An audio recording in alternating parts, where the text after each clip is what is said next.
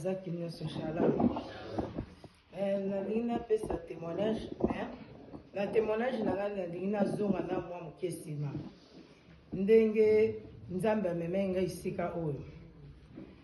ngai ndenge nzambe amema ngai esika oyo ndenge akutisaki ngai na mama Francine. Donc ngai nazokumisa nzambe parce que le toza koya mama Francine alaki liboso ngai alaki nsima ya monaki ngai te ngai nde namonaki ye grâce ya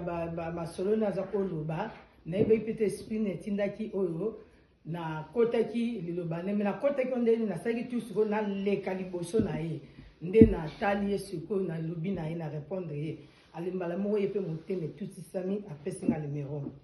mais soki nabi nazonga leki tokei mutu na mutu ye mpe akende mpe ka na centre médical mpa tokende wana yakende nde na nini mosusu nga mpe leki tobimi ndenga nde na sisi na nga naki na magasin moko eyaki wana ekangama na centre nakoti nga nazosala numero ya petite sœur na nga vai na garde nord nazotala mpenza ekomine nga Jocelyne le na obenga boye ye mama Francine ayambi natuni ye sikoyo yo moto obenga o te na kati deuxième fois nabengi nazomona mpenza Jocelyne le na obenga sikoyo boye na fini mpe na Jocelyne ebengi susu ye na pose sur question ngabi yo moto obenga o te troisième fois lenge nabengi mbala moko ye alobi na nga abi nga nabengi yo te atuni nga sikoyo yo ozala mpe ngabi te nga nazala nini abi nga nazala na place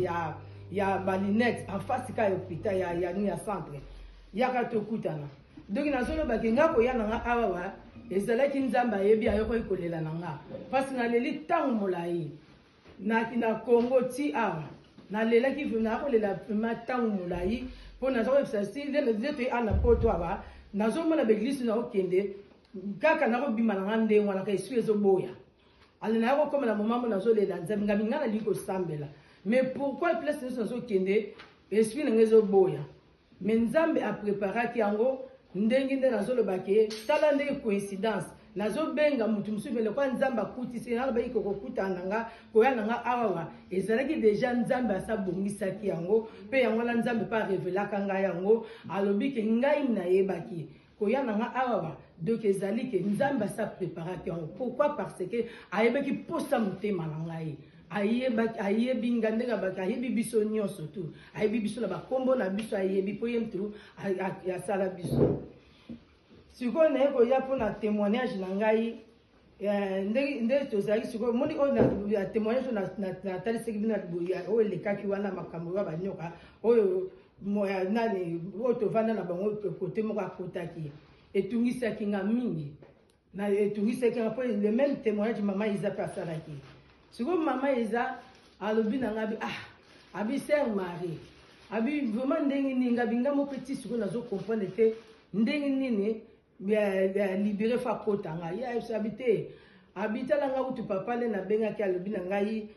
soki bakotaki soki na nzela ya soki ya banzete soki mopepe soki ndenge nabosani abi na nga bon ngai nalingi nasenga mpe nasala 2 jours na nga sec nga mpe nayebise ngabi ngai mpe ngabi eza mpe bien eza mabe te fo nga mpe nasala sikoyo leka alobi na ngai bon nga naosala ngo semaine nga suki mpo nanga na monango troto nga bisemaine mokolo nini oyo nasala ngo nakota nini mardi na butu mpo nasisa vendredi esala 2 jours nayebise nga abi na ye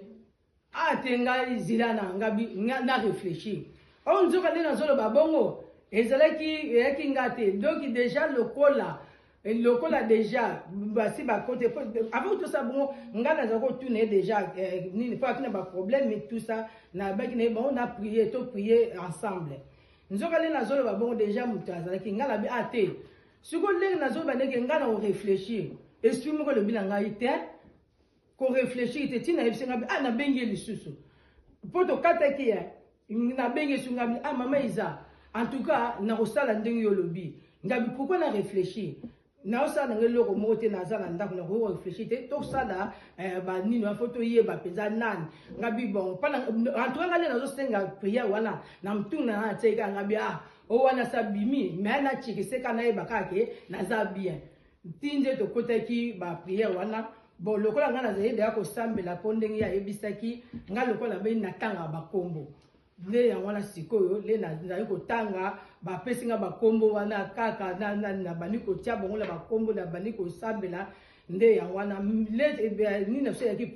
esila vendredi fale nga nasala nga mtuna bandamita liboso na midi nayebisi nga bite nayaki na rendez-vous oyo nakenda kosalisa contrôle mpona ya chirurgien mpona genou nakei mpe leki nango bien na ye nga sikoyo nga biyo banda na yo nga le na ye boye kumba nakoma ba 16h40 nabengi na biba nabongama nabengi boye na yo zwa te nzoka papa aki deja na ye natindile ka message er moko boye ayebenga ngai c'était déjà eyaki ba 16h48 ba 17h tobandi kosambela le tobandi osambela wana donc papa abandi koloba na meli makila ezwaki ngai soki otali yango be ezwaki première ya vendredi wana esali 1h31 eloko moko te même pas signe papa lobi na kaka papa lobi na ngai